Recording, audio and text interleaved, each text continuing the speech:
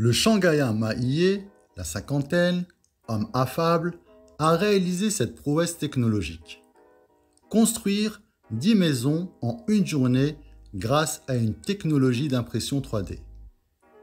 Il lui aura fallu 10 années de recherche et de développement et le dépôt de plus de 77 brevets pour finaliser ce concept éco-responsable. Pour réussir son pari, son entreprise, qu'il a fondée en 2002, a développé une imprimante 3D aux dimensions gigantesques. 32 mètres de long, 10 mètres de large et 6,6 mètres de haut qui permet de construire des maisons de 200 mètres carrés.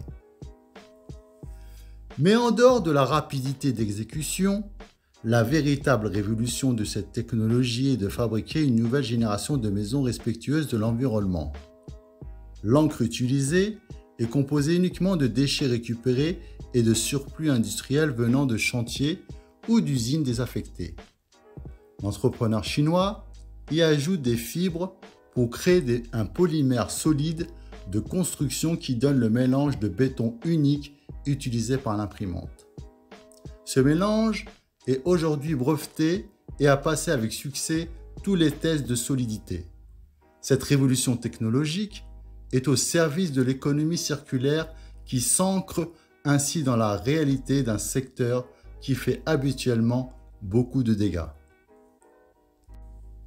Rapide, écologique, cette technique est aussi sociale car les hébergements sont vendus 60% moins cher qu'une construction habituelle, ce qui permet de donner accès à la propriété au plus grand nombre.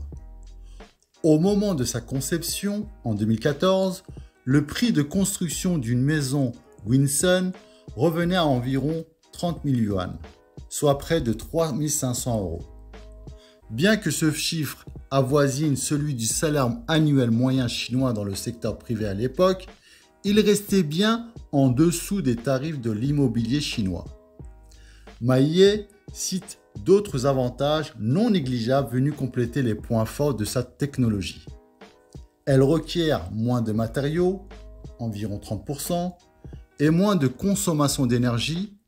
Elle crée moins de poussière et moins de bruit sur les sites. Et enfin, son coefficient de résistance aux charges sismiques et au vent est aussi élevé que la construction traditionnelle. Une donnée très importante pour les Chinois qui restent traumatisés par les tremblements de terre de ces dernières années.